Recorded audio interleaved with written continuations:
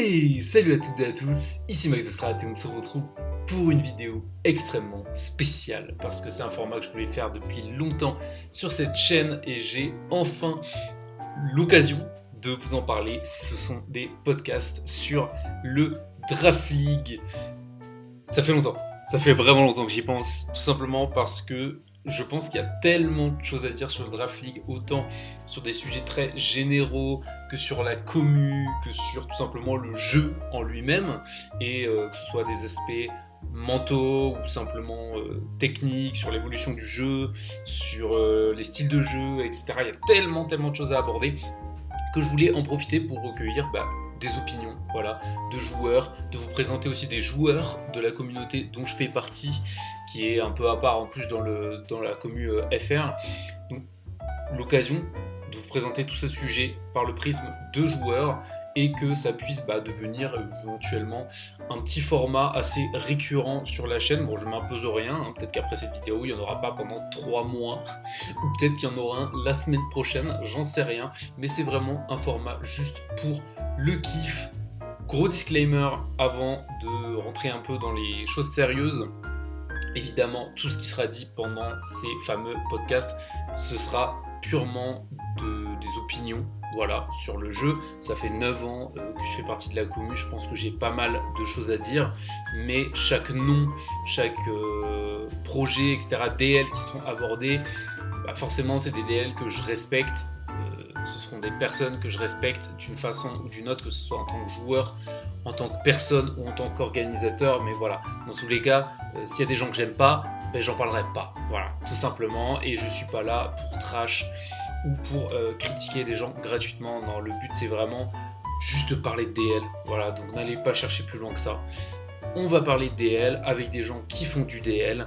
Et ça va être cool. Et je pense notamment que ça peut être très sympa pour des gens qui veulent s'améliorer, d'avoir des points de vue, voilà, sur des styles de jeu, sur des Pokémon, sur comment évolue le jeu, et aussi ça peut être sympa de délier un peu les langues, parce que tout le monde ne se côtoie pas toujours dans la commu, parce qu'on est sur des serveurs différents, etc. Donc ça peut être sympa aussi de mettre tous ces avis-là sur une chaîne YouTube, et éventuellement leur donner plus de visibilité. Voilà, en tout cas, pour grossièrement, qu'est-ce que c'est que ces podcasts, voilà, tout ça. Évidemment, on va aborder un sujet aujourd'hui. Je serai tout seul pour la première édition parce que je veux vous montrer un peu comment ce sera organisé, etc. Et on a un sujet aussi qui pourrait très vite partir en discussion pendant des heures, donc j'ai préféré essayer de le synthétiser au maximum, mais la prochaine fois, clairement, il y aura d'autres personnes, au moins une à chaque podcast, je vous le garantis. Donc posez-vous, prenez un café, faites autre chose en même temps, ça reste un podcast, hein, donc je vais faire en sorte que ça soit un peu agréable à l'œil, à l'écran, mais le but c'est surtout de faire autre chose en même temps pendant que je parle. Aujourd'hui, gros sujet, donc comme j'en parlais précédemment, la qualité des DL en Draft League FR. Ça veut dire quoi ? Concrètement, on va définir un peu de quoi on parle. Les critères qualité d'une Draft League, pour moi, c'est avant tout le Google Doc. C'est-à-dire, en général, pour ceux qui ne savent pas, on travaille sur un Google Sheet. En plus de Discord, c'est là où on va retrouver les règles, on va retrouver les tier lists, on va retrouver les classements, éventuellement les pairings, qui s'affrontent quelle semaine, etc. etc.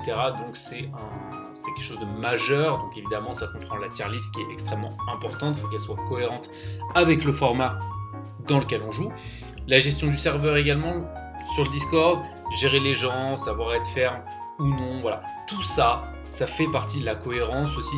Tout ça, ça fait partie d'un ensemble que je définis comme la qualité d'une DL. En plus de ça, il va y avoir un terme que j'ai inventé exprès pour cette vidéo parce que ça développe une notion dont je vais énormément parler, ça va être la notion de marque.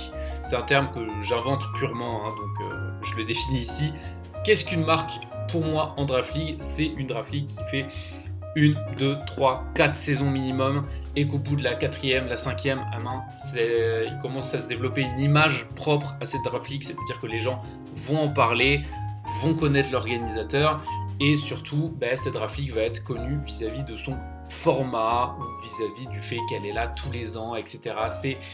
C'est le moment où une DL commence à fidéliser vraiment les joueurs et qu'on commence à vraiment en parler et qu'elle a une image en fait qui lui est propre.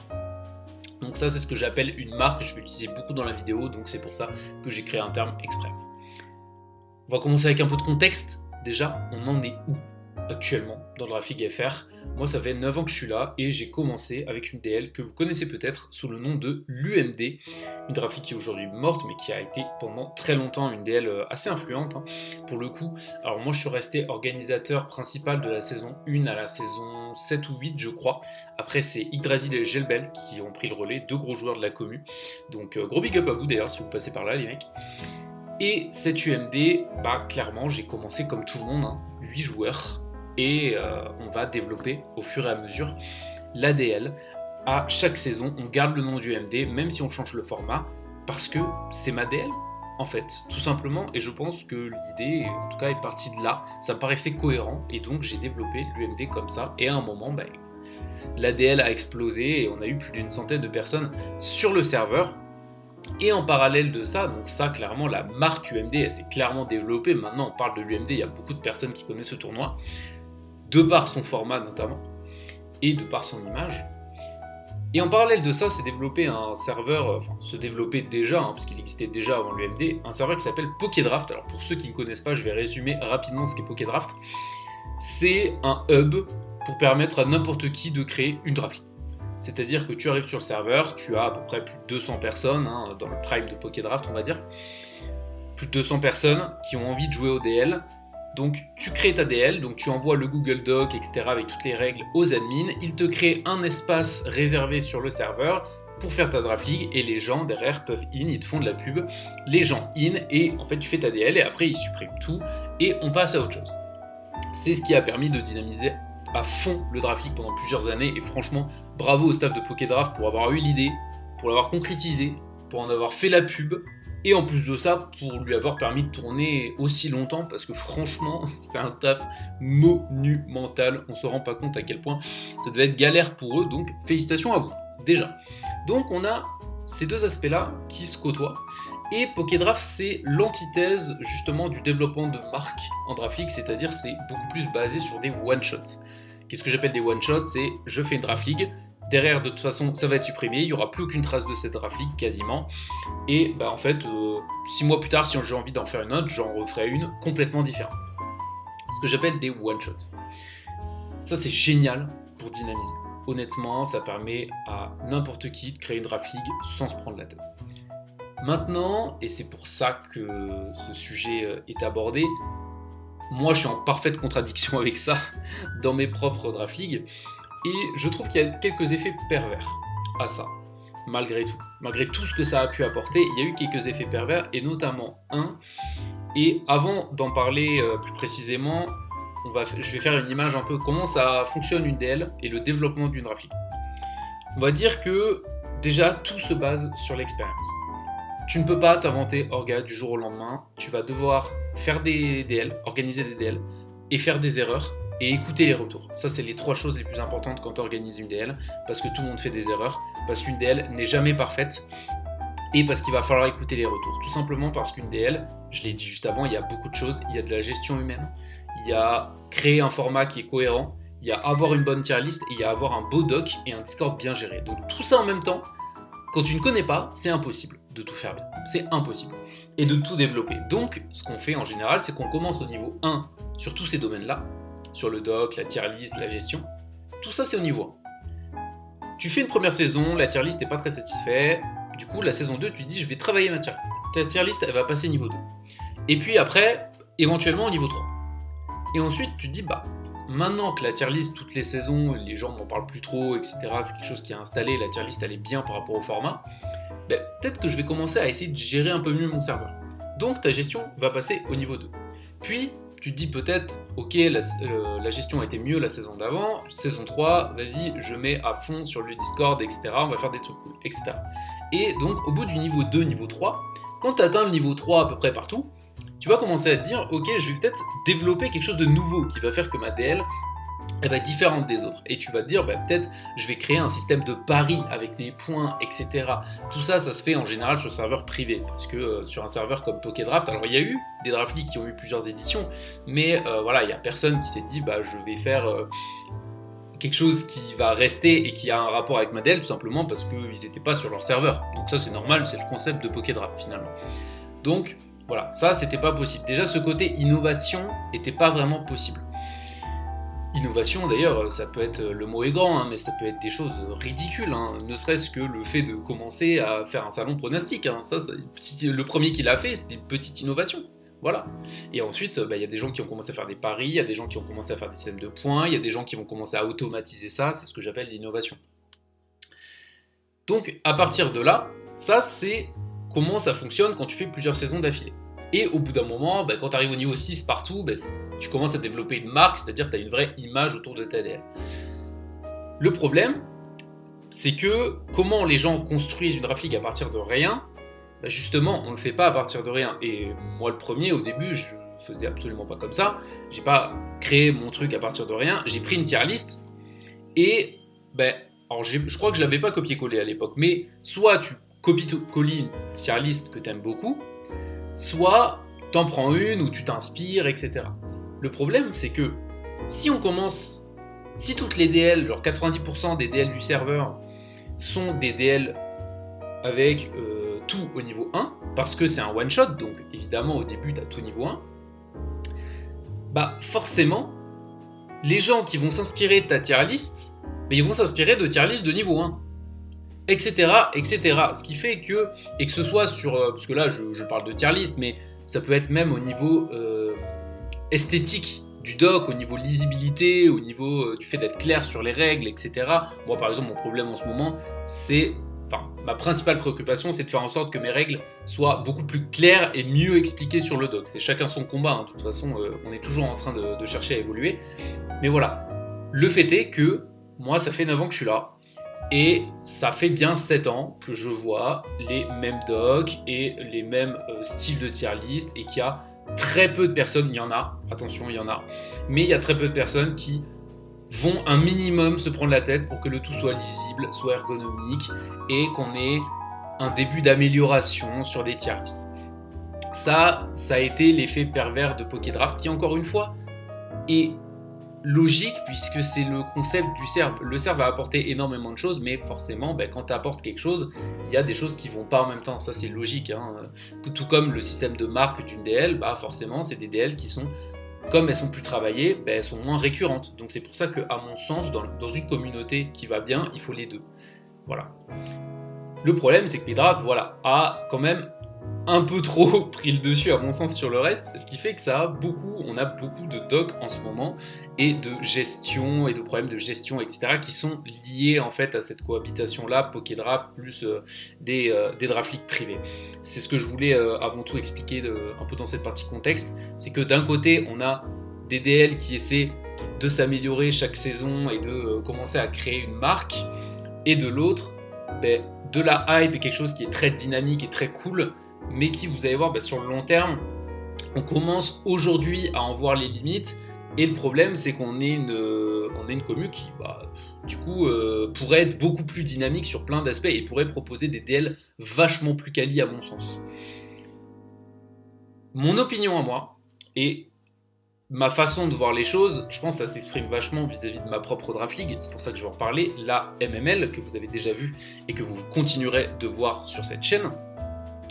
La MML, c'est l'aboutissement de toute ma carrière, globalement, en tant qu'orga, parce que j'ai toujours orga DL depuis le début.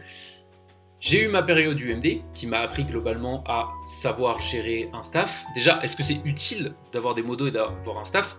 Pour moi, la réponse aujourd'hui est non, mais sans l'UMD, sans avoir expérimenté, j'aurais pas pu me faire une idée là-dessus. Et surtout, ça m'a appris la gestion humaine en draft league, c'est-à-dire, c'est important de vouloir faire plaisir, mais il faut pas se laisser marcher dessus, parce qu'en fait, au final, ça va desservir la qualité de la DL, et les gens vont moins aimer. Alors que des fois, tu leur imposes des choses, et en fait, les gens, une fois que tu leur mets un cadre, c'est-à-dire que tu leur dis, vous pouvez discuter là-dessus, sur ces éléments de la tier list, etc., mais ces éléments-là ne bougeront pas, et les gens, ils vont pas broncher, et en fait, ils vont accepter, ils vont passer un très bon moment. Alors que si tu laisses un peu trop de liberté, au final, les gens vont beaucoup trop critiquer et vont trop aller chercher des choses qu'ils ne devraient pas aller chercher, et ça va être le problème au niveau de l'organisation. Voilà. Mais tout ça, c'est que en faisant des erreurs et en expérimentant que je l'ai appris. Et donc ça a été ma première période du MD. Ensuite, j'ai créé une draft league qui s'appelait la DLN, où je me suis dit, là je vais créer un truc incroyable, je vais faire je vais tout mettre sur le concept et je vais faire évoluer le concept à chaque fois, mais de façon exponentielle. C'est-à-dire vraiment, on change quasiment tout chaque saison, on essaie de faire des trucs incroyables. Les 2 premières saisons ont été franchement parmi les meilleures que j'ai pu organiser, mais les 2 d'après, elles étaient catastrophiques. Parce que tout simplement, au bout d'un moment, quand tu veux trop aller chercher à chaque fois dans l'exagération et dans des nouvelles règles que personne n'a jamais fait, etc., au bout d'un moment, les gens ils sont complètement perdus. Et c'est bien normal. Mais cette DL, voilà, m'a appris que c'était super bien et que je pouvais avoir des très bonnes idées, mais qu'il fallait aussi réussir à se canaliser sur un concept pour que ça soit clair vis-à-vis des gens, c'est-à-dire cette DL, c'est ce concept-là, mais en même temps trouver un moyen de faire en sorte que chaque saison, il y a une petite touche de changement. Ce qui peut être bien ou pas, hein, tu peux très bien ne pas changer ton concept, et si les gens kiffent, c'est génial. Tout ça, ça a mené à la MML, qui a des ajouts éphémères, donc un concept qui se répercute chaque saison, mais qui change un peu. Et en même temps, j'ai trouvé le concept du thème, de la thématique chaque saison, c'est-à-dire que la MML Make It Rain, c'était une saison sur le thème du casino, donc il y a eu quelques règles, etc., le YouTube, tout ça était orienté autour du thème du casino, et la prochaine fois, ce sera un autre thème, et c'est ce qui permet d'apporter un peu une variante. Et pourtant, la MML, là, si tu demandes aujourd'hui à tout le monde un mot, quand ils entendent MML, la plupart ils diront ajout éphémère, tous ceux qui l'ont fait. Voilà. Donc ça, c'est vraiment la marque MML maintenant, mais tout ça, ça s'est construit sur 5 saisons. Et parce que j'avais toute l'expérience que j'ai eue avant et que je vous ai détaillée. Sinon, ça aurait même pris plus de temps. Ce qui est le cas pour l'ADL, qui a elle aussi une marque, l'Ambidraft League, hein, vous connaissez, vous l'avez vu sur la chaîne, qui a elle aussi une vraie marque et elle va fêter sa 10e saison. Et vous voyez, et Ambi, ça a été sa seule Draft League organisée, et donc il l'a fait sur 10 saisons, moi je l'ai fait sur 5 à la MML, mais déjà le faire sur 10 saisons, faire ce qu'il a fait, c'est absolument colossal. Et on va en parler, tiens, on va en parler maintenant de l'Ambi Draft League, parce que pour moi c'est un exemple aussi, le meilleur exemple de DL de marque, parce que pour moi c'est devenu la meilleure Draft League française, et de très loin. Parce que Ambi, alors, j'ai eu une approche avec la MML très conceptuelle, c'est-à-dire créer un concept et très rapidement développer une marque. Ambi, il a pris chaque chose, donc chaque élément qui sont importants dans la qualité d'une DL, c'est-à-dire le doc, la tier list, la gestion, le Discord, etc. Tout ce que je vous ai expliqué au début. Il a pris tout ça et il l'a monté, il a fait chaque saison, et il l'a monté niveau 12. Ce qui fait que le doc de l'ADL est devenu un site internet, c'est-à-dire pour moi en fait un site internet c'est quoi? C'est la forme finale que peut prendre un Google Doc concrètement. La gestion est irréprochable, la tier list c'est une des plus cohérentes que j'ai jamais vues, alors attention parce qu'il y a beaucoup d'avis sur les tier lists, je précise, sa tier list est excellente vis-à-vis de son format. Voilà, tu vas dans un autre format, sa tier list est inutile et mauvaise, voilà, mais dans son format sa tier list est hyper cohérente. Et en plus de ça, il y a une vraie marque ADL, il y a une vraie identité parce qu'il a innové, il a créé des choses. Une fois que tout était bon, il a innové, il a créé des cartes ADL qui jouent comme des cartes Pokémon, qui donnent des boosts. Enfin, c'est absolument incroyable. Il a mis en place un système de statistiques parce qu'il a vu que c'était un projet à long terme. Donc maintenant, tu vas sur le site ADL et tu peux voir les top killers sur l'ensemble des saisons, quel Pokémon a été pick quand, quel coach a tel pourcentage de victoires, combien de saisons ils ont fait, combien de matchs ils ont joué, un nombre de stats absolument ahurissant, et c'est génial, ça crée un lore de malade mental, et ce lore, c'est pour moi l'argument principal de pourquoi les DL pourraient évoluer, à mon sens, vers quelque chose de plus qualitatif, c'est-à-dire vers le développement d'une marque, tout simplement parce que ça hype les joueurs. Et hyper les joueurs, c'est le problème qu'ont tous les orgas actuellement, et c'est pour ça aussi qu'il y a aussi peu d'orgas récurrents en Draft League FR en ce moment, je trouve.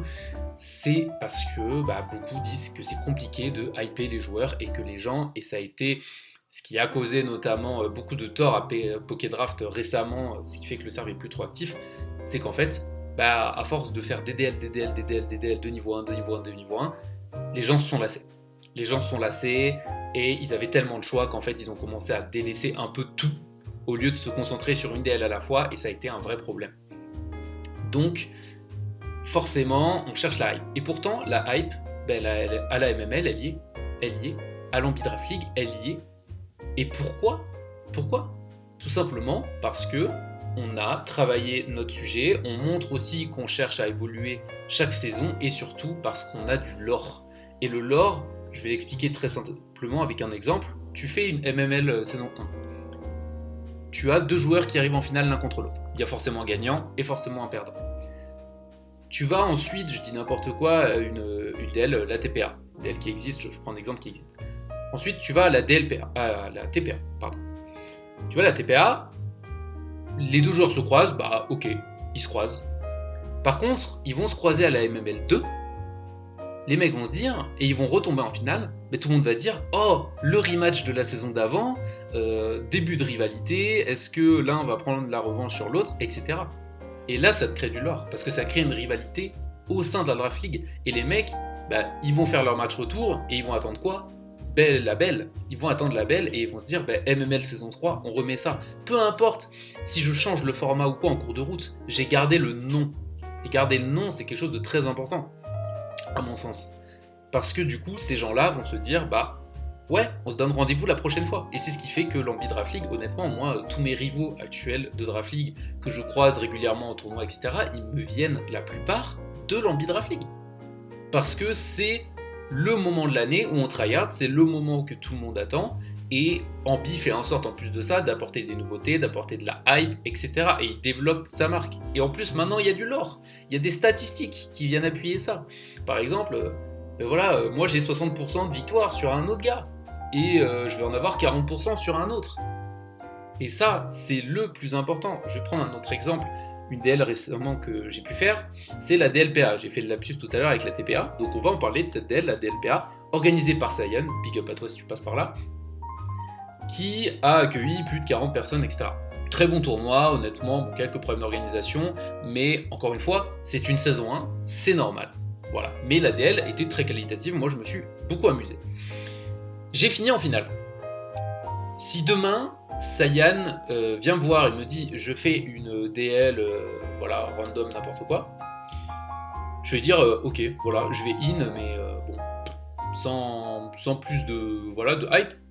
Il me dit demain je fais une DLPA 2, je vais me dire ah ouais bon, j'ai fait finale à la dernière, ce serait bien de tenir mon statut, donc d'essayer de faire mieux, ou d'essayer de faire au moins aussi bien.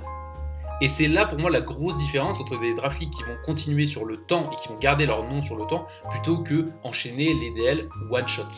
Pour moi c'est vraiment cette qualité là, le fait d'impliquer les joueurs, de créer du lore autour de la compète qui fait que les gens vont être hypés. Et en plus de ça, je vous ai expliqué mon parcours, ça aide énormément en tant qu'orga. Et même si tu finis par changer de projet, cette expérience là que tu as eue en essayant de développer ta DL, va servir énormément et tes prochains projets, même s'ils partent de zéro, tu vas avoir une base tellement énorme d'expériences qui vont être automatiquement beaucoup plus quali et que ça va être l'équivalent d'une saison 3 ou d'une saison 4 d'une DL normale. Je prends l'exemple de la PGT, la Poké-Garou Tiercé Lieu. C'est une DL qui est inspirée par le jeu du loup-garou, fusionné avec le Draft League, organisé par Traf. C'est une DL que j'ai jamais faite, donc attention, prenez des pincettes avec tout ce que je vais dire. Donc c'est une DL qui est géniale, qui a un concept incroyable, même si moi j'ai jamais accroché, mais je trouve le concept quand même incroyable. Ça a duré plusieurs saisons, etc. Traf a développé son concept, ça a attiré du monde, les gens se donnaient rendez-vous un peu à cette DL, donc c'était super cool. Il a développé une réelle marque, pour le coup. Seul problème, c'est que cette Poké-Garou de Tiercé Lieu, là elle commence à battre un peu de l'aile, mais tout simplement parce que, de ce que j'ai compris, Traf a un peu du mal à gérer tant d'orgas parce que les règles sont vraiment compliquées, donc en plus il a beaucoup plus de choses à gérer et évidemment il veut faire évoluer son format, sauf que faire évoluer un format déjà aussi compliqué, forcément c'est dur. C'est dur et donc pas gentiment de l'aile la Poké-Garou de Tiercé Lieu. C'est pas grave, tous les tournois ont une durée de vie différente, etc. Ne serait-ce que si l'orga a envie de faire autre chose. Mais je suis convaincu que demain, Traf, il lance quelque chose de complètement différent. Il aura une expérience, pour moi, qui fera que son tournoi, directement, il aura une vraie qualité. Et je pense que la Poké-Garou Tiercé Lieu rejoint un peu la Draft League dont je vous ai parlé tout à l'heure, la DLN, qui s'appelait la DLN. Voilà, c'est une expérience, il a voulu prendre un concept, le pousser au maximum, il l'a poussé au maximum, c'est génial, mais je pense qu'il en a vu les limites aussi, et sur son prochain projet, ça va se ressentir, et automatiquement ça sera plus quali. Et donc ça, c'est super cool. Et pour conclure, je pense qu'il faut prendre le temps déjà, parce que les gens ne comprennent pas qu'il faut prendre du temps et s'investir un minimum pour que, en fait, les gens vont se hype s'ils voient que tu as mis du temps, s'ils voient que tu as de l'expérience, etc. Sinon, ils vont pas être hypés. Si tu leur proposes des trucs comme ça à l'arrache, ils vont pas être hypés. Donc ça, c'est la première chose. Savoir prendre le temps. Et c'est pas grave, c'est normal de faire des erreurs. La deuxième, c'est les prises de risques. Il faut prendre des risques. C'est-à-dire, quand tu vois que ta DL, elle s'est bien passée sur cet aspect-là, on va innover ailleurs. Et même si ça marche pas, moi honnêtement, je vais te dire, j'ai mis en place un système de paris à la saison précédente de la MML et j'ai trouvé honnêtement que ça avait pas si bien marché que ça. Donc je me suis dit, ok, comment je vais faire la saison prochaine ? Eh ben, j'ai trouvé encore un nouveau concept, encore une nouvelle forme de pari qui a pas été faite pour le moment, en tout cas que j'ai vu nulle part, et je vais tester ça. Et si ça convient, je l'adopterai. Mais il faut savoir prendre des risques, il faut savoir aussi admettre quand on s'est planté, il faut écouter les conseils. Ça, de toute façon, c'est le meilleur conseil que je puisse vous donner en tant qu'orga, c'est ça, c'est écouter, vraiment, écoutez ce qu'on vous dit et adaptez-vous à votre format. Trouvez un format aussi, ça c'est cool, même si c'est pas obligatoire, parce que encore une fois, tant que le nom et la marque est présent, tu peux faire tous les formats que tu veux, c'est pas grave. Parce que les gens, ils auront sur leur calendrier MML, ADL, PGT, DLPA, TPA, n'importe quoi. Mais l'important, c'est qu'ils aient en tête de se dire, je sais pas, qu'à un moment de l'année, tu reçoives des MP de gars qui te demandent c'est quand la prochaine saison. Voilà, pour moi, le Draft League actuel, il montre un tournant. On a eu un essoufflement récent du serveur Pokédraft. On a franchement un bel essor des MML, des ADL, etc. qui se portent extrêmement bien. Moi, je pense que les deux doivent cohabiter, mais je pense qu'aussi on peut essayer de tendre vers quelque chose d'un peu plus qualitatif parce que ça marche. On a des exemples qui montrent que ça marche, et en plus, en parallèle de ça, maintenant, il y a Smogod qui s'est lancé dans le Draft League, donc des tournois récurrents, va y en avoir pour ceux qui veulent en faire. Il suffit d'aller voir Smogod, il n'y a pas de souci. Du coup, autant se lancer dans des projets un peu plus cool pour développer Draft League FR. Parce que il faut oser. Ça, c'est sûr qu'il faut oser. Et il faut se dire, je vais prendre de mon temps, ça va peut-être pas marcher directement, mais si tu prends ton temps et que tu t'entoures des bonnes personnes, pour moi, il n'y a aucune raison que ça marche pas. En tout cas, c'est tout pour ce premier podcast. J'espère qu'il vous aura plu.